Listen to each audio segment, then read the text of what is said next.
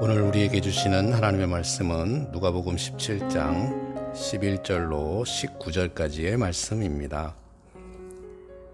예수께서 예루살렘으로 가실 때에 사마리아와 갈릴리 사이로 지나가시다가 한 마을에 들어가시니 나병 환자 10명이 예수를 만나 멀리 서서 소리를 높여 이르되 예수 선생님이여 우리를 불쌍히 여기소서 하거늘 보시고 이르시되 가서 제사장들에게 너희 몸을 보이라 하셨더니 그들이 가다가 깨끗함을 받은지라. 그 중에 한 사람이 자기가 나은 것을 보고 큰 소리로 하나님께 영광을 돌리며 돌아와 예수의 발 아래에 엎드려 감사하니 그는 사마리아 사람이라. 예수께서 대답하여 이르시되 10사람이 다 깨끗함을 받지 아니하였느냐? 그 아합은 어디 있느냐?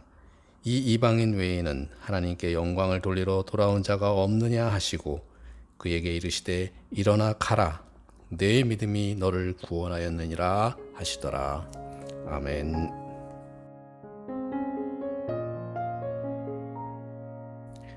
할렐루야. 주님의 은혜와 평강이 여러분의 삶 가운데 충만하시기를 주님의 이름으로 축원합니다.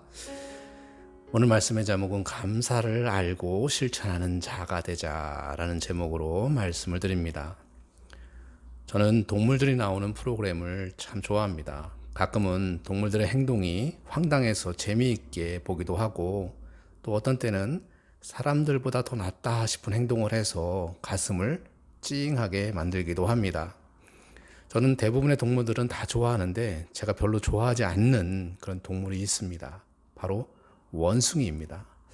제가 베트남의 하롱베이라고 하는 곳에 간 적이 있습니다. 유람선을 타고 가다가 한 섬에 내려서 잠깐 쉬고 있었는데 그 섬에는 원숭이들이 참 많았습니다. 사람들은 예쁘다면서 뭐 바나나도 주기도 하고 그러는데 이 원숭이들이 멈칫멈칫 하더니 탁 하고 낚아채듯이 가져가는 것입니다. 거의 모든 원숭이들이 그렇게 하는 것입니다. 아니 많은 관광객들이 와서 바나나 등을 주었을 텐데 그러면 좀 예쁜 척하고 그렇게 받으면 좋을 텐데 못되게 행동하는 겁니다. 거기에 있는 놈들만 그런 것이 아닙니다. 동물원에서도 사육사들이 매일 정성껏 과일들을 준비해서 원숭이들한테 주는데 이놈들은 언제나 탁 가로채듯이 그렇게 가져갑니다. 매일같이 먹이를 주는데도 공손하게 받아가지 아니하고 늘 빼앗듯이 가져가는 것입니다. 왜 그럴까요? 바로 불신 때문입니다.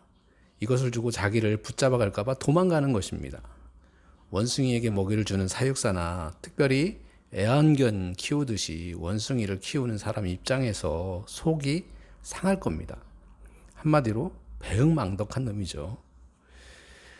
르벤 아처 토레이라는 목사님이 계셨습니다. 이분은 예수원 원장이셨던 대천덕 신부님의 할아버지인데 유명한 전도자이자 복음주의 성경 신학자였습니다. 이분이 쓴 한 책에 이런 일화가 소개되어 있습니다. 미국의 미시간주에 있는 미시간 호수에 풍랑이 일어서 배 한 척이 파손돼서 침몰하고 있었습니다. 그런데 그때 한 수영선수가 목숨을 걸고 들어가서 무려 23명을 구조했다고 합니다. 이 사연이 신문에 크게 보도되었다고 합니다.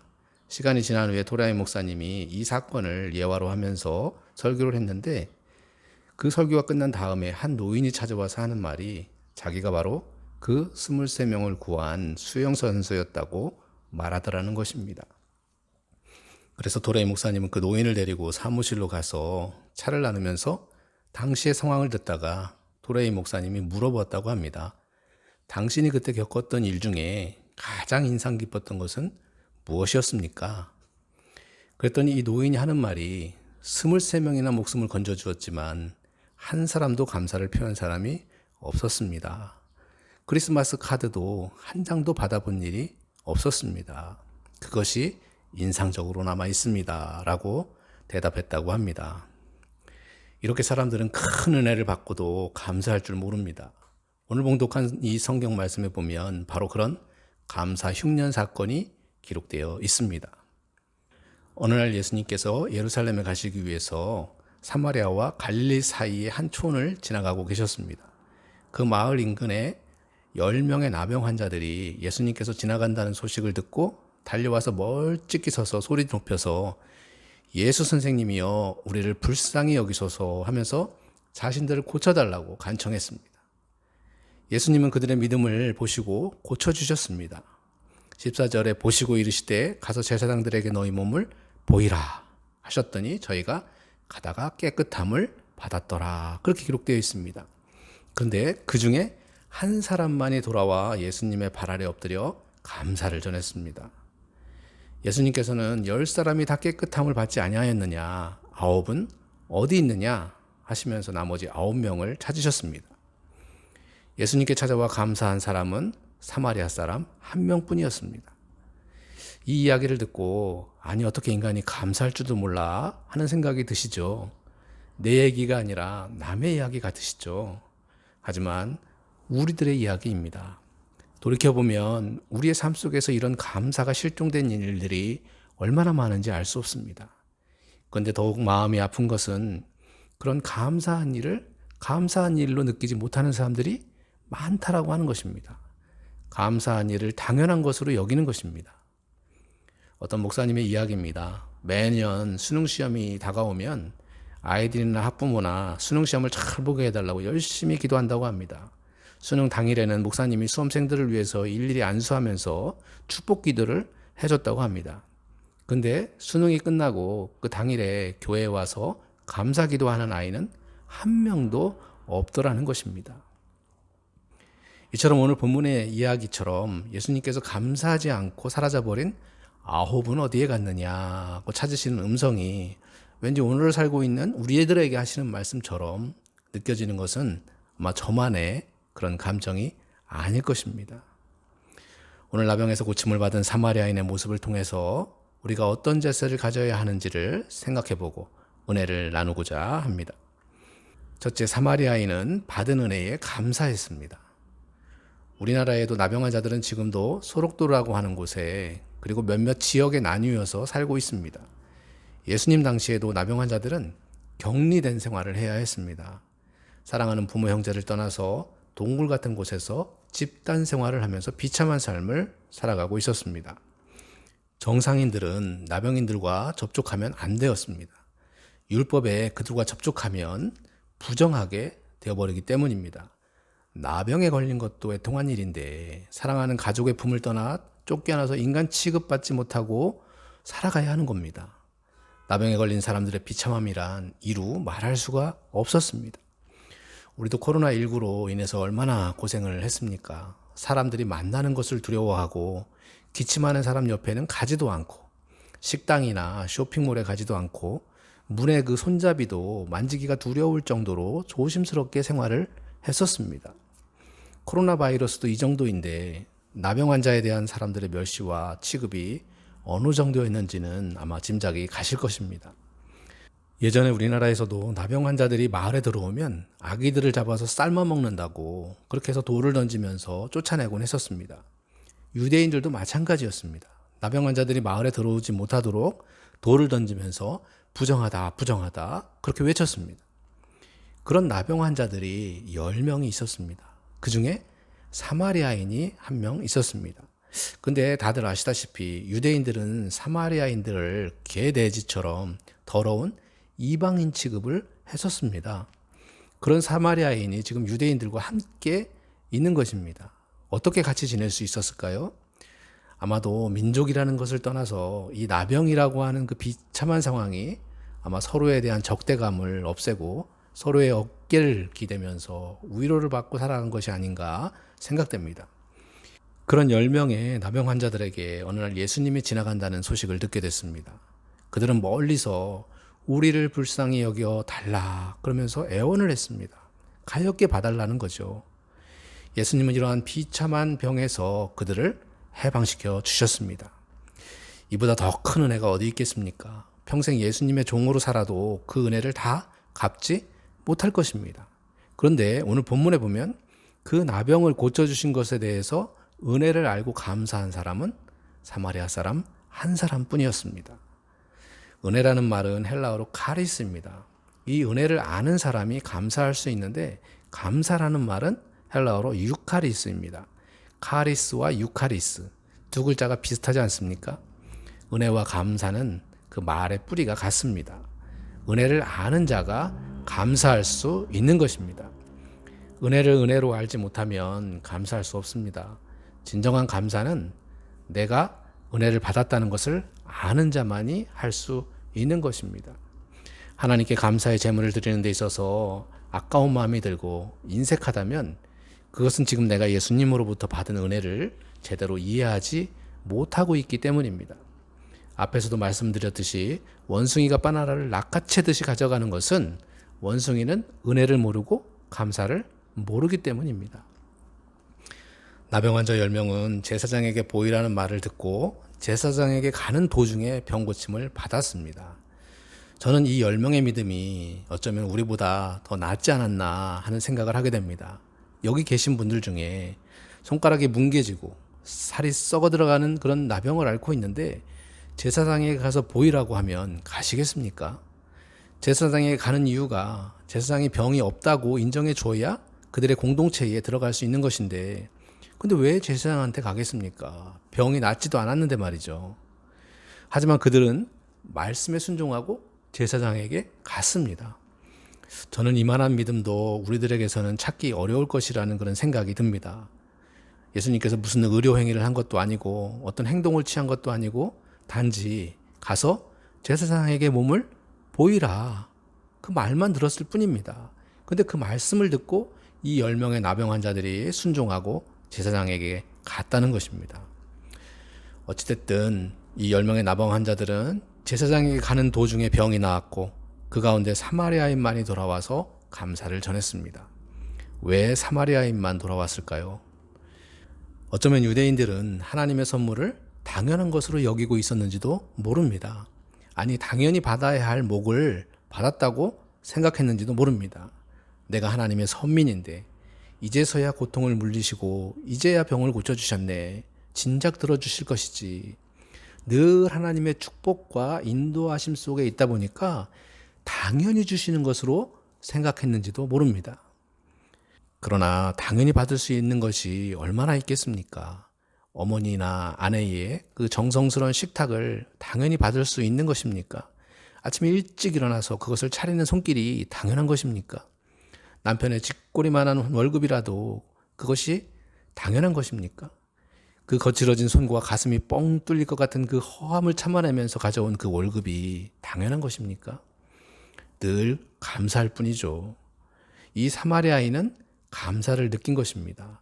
나 같은 미천한 자에게 이런 귀한 축복을 주심에 감사를 느낀 것입니다. 당연한 것으로 여기지 아니하고 감사한 것입니다. 둘째 사마리아 사람은 즉시 감사했습니다. 사실 그 9사람도 사람인데 감사하지 않았겠습니까? 저는 그들이 감사를 하지 않은 것이 아니라 감사를 뒤로 미룬 것이라고 믿고 싶습니다. 우선순위에서 밀린 것입니다. 그렇게 된 데에는 여러 가지 이유가 있을 것입니다. 사실 그 9명의 이유가 참 궁금합니다. 왜 그랬을까? 인터넷을 보니까 그 9명의 변명이라고 하는 어떤 작자 미상의 글이 있는데 한번 생각해 볼 만해서 한번 소개해 드립니다.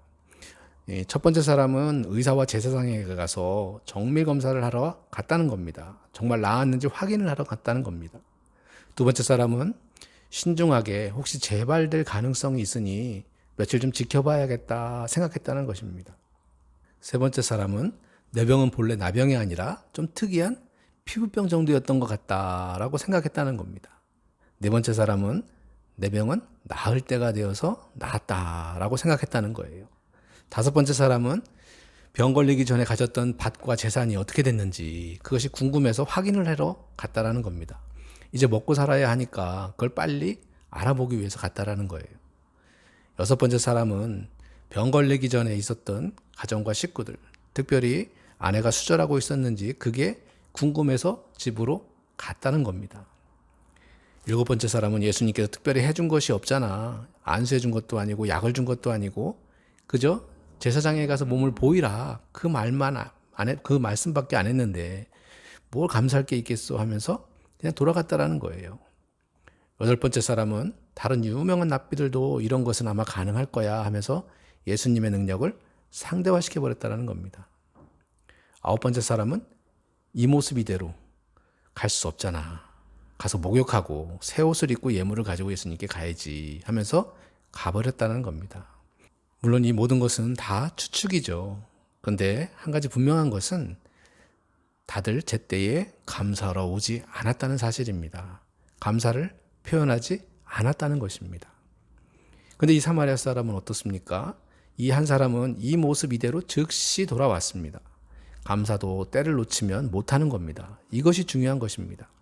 이 사마리아 사람은 나병 환자의 옷을 그대로 입고 돌아왔습니다. 그 더러운 모습 그대로, 그 붕대 감고 있는 그 모습 그대로, 주님 앞에 나와 엎드렸습니다. 가장 먼저 주님 앞에 달려 나와 감사를 표현했습니다. 이것이 중요한 겁니다. 사랑하는 성도 여러분, 우리들도 감사를 늦추거나 표현하지 못하는 경우가 없이 늘 먼저 즉시 감사하는 사람이 되시기를 주님의 이름으로 축원합니다. 사마리아 사람은 감사했습니다. 예수님의 발 아래 엎드려서 감사의 마음을 전했습니다. 하나님이 원하시는 것은 감사입니다. 성경은 우리에게 감사하라고 권면하고 있습니다. 범사에 감사하라. 이는 그리스도 예수 안에서 너희를 향하신 하나님의 뜻이니라. 그러나 우리는 범사에 감사해야 함에도 내가 가지고 있는 것에 대해서는 감사하지 아니하고 나에게 없는 것에 대해서는 늘 불평을 합니다. 그런데 한번 우리의 삶을 돌아보시길 바랍니다. 얼마나 많은 감사의 조건을 우리가 가지고 있습니까? 그런데도 우리는 얼마나 하나님께 구걸을 하고 있습니까? 마치 1만 마리의 양을 가진 부자가 한 마리 가진 것을 탐내는 그런 심정으로 하나님께 구걸하고 있습니다. 그래서는 안 됩니다. 범사에 감사한 삶을 사시기를 주님의 이름으로 축원합니다. 세 번째로는 구원까지 덤으로 얻었습니다. 예수님께 감사하러 돌아온 이 사마리아 사람은 단지 육체의 고침만 받은 것이 아니라 구원의 은총을 더불어 얻었습니다. 일어나 가라, 내 믿음이 너를 구원하였느니라. 감사는 더 큰 은혜를 가져오는 것입니다. 하나님은 감사하는 사람을 기뻐하십니다. 감사하는 사람에게 더 큰 복을 주시기를 기뻐하십니다. 여러분이 진정으로 감사할 때 하나님은 더 큰 은혜를 베풀어 주시는 것입니다. 기독교인은 머리로 사는 것이 아니라 실천하는 가슴으로 사는 자들입니다. 감사를 안다고 천국에 갈까요? 이웃 사랑하는 것을 안다고 천국에 갈 수 있을까요? 그것은 다른 종교를 믿는 사람들도 다 하는 것들입니다. 감사도 실천하고 이웃에 대한 사랑도 실천해야 주님으로부터 칭찬을 받을 수 있는 것입니다. 주님께 돌아와 감사의 인사를 전한 사마리아인과 같이 우리도 오늘 받은 은혜에 감사하며 주님께 그 즉시로 돌아와 감사를 드리는, 그래서 단지 육체만 고침받는 것이 아니라 구원의 은총도 더불어 얻는 저와 여러분들이 되시기를 주님의 이름으로 축원합니다. 기도하겠습니다. 사랑과 은혜의 주님, 이 세상을 살면서 감사하기보다는 불평하는 것에 더 익숙한 삶을 살았던 저희들을 용서하여 주시옵시고, 이제부터는 범사에 감사함으로 살아가게 하시고 저희들만 감사에 묻혀 사는 것이 아니라 모든 이들에게 감사를 나누며 실천하는 삶을 사는 주님의 자녀들이 되게 하여 주시옵소서. 예수님의 이름으로 기도드리옵나이다. 아멘.